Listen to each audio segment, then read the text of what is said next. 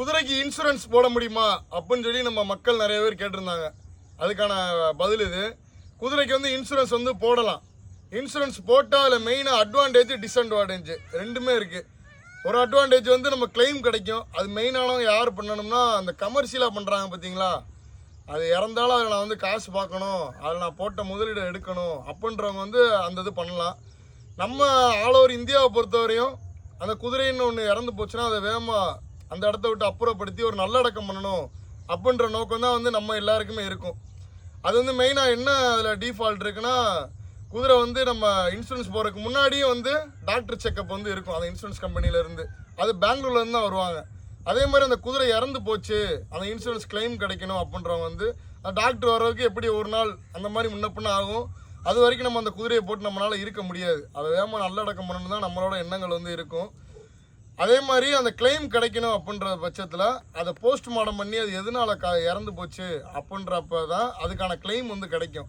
மெயினாக வந்து அந்த குதிரை இறந்து போகிறது வந்து குதிரை இருக்கிற இடத்துலேருந்து ஸ்டேபிளில் தான் அது இறந்து போகணும். அதை விட்டு அதர் பிளேசஸில் அது வந்து இறந்து போச்சுன்னா அதுக்கான இழப்பீடு வந்து இன்சூரன்ஸ் வந்து கிளைம் தர மாட்டாங்க. அதே மாதிரி நம்ம ஒரு இன்சூரன்ஸ் போட்டால் அது ஆக்டிவ் ஆகிறதுக்கே ஒரு 60 நாள் வந்து ஆகும். சரிங்களா? என்னை பொறுத்தவரை இன்சூரன்ஸுன்றது வந்து வேணாம் தான் சொல்லுவேன். அதுக்கு அந்த இன்சூரன்ஸ் போடுற காசில் அதுகளுக்கு நல்லா தீவனம் வாங்கி போட்டுடலாம். அந்த இன்சூரன்ஸ் போடணும் அப்படின்ற மைண்ட் செட்டில் இருக்கவங்களுக்கு வந்து இது வந்து ஒரு பதிவு. ஏன்னா நம்ம சர்க்கிளில் இருக்கவங்களுக்கான ஏற்றுக்கக்கூடியவங்க ஏற்றுக்குங்க, ஏற்றுக்காதவங்க வந்து அவங்கவுங்க பிரியும். நம்ம மக்கள் நிறைய பேர் கேட்குறவங்க பூரா ஃபீமேல் குதிரை பாருங்கள், பெண் குதிரை பாருங்கன்னு தான் கேட்குறாங்க. அது அவங்களுக்கு வந்து ஒரு மைண்ட் செட் எப்படின்னா, பெண் குதிரைனா சேட்டை பண்ணாது அப்படின்ற மாதிரி மைண்ட் செட்டு.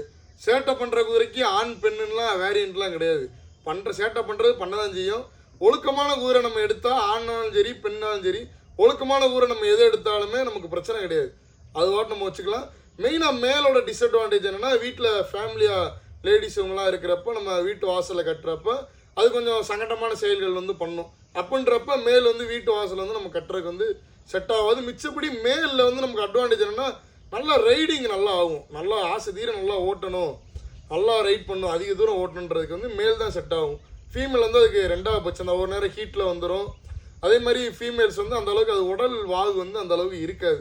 அது 100ல் ஒரு 10 ஊரே தான் அந்த மாதிரி வேலை பார்க்குறக்கான பிறப்பு வந்து கடவுள் வந்து கொடுத்துருப்பாப்புல. மிச்சப்படி மேல் தான் நல்லா ரைடிங்க்கு வந்து செட் ஆவாங்க.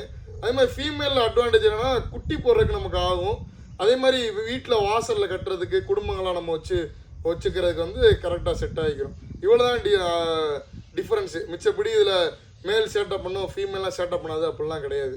சரியா? வாங்குறது வந்து நம்ம எந்த குதிரைனாலும் எடுக்கலாம். அவங்கவுங்க சுச்சுவேஷனை பொறுத்து, எந்தெந்த இடத்துல கட்டுறதை பொறுத்து அப்படி இருக்குது. சரிங்களா?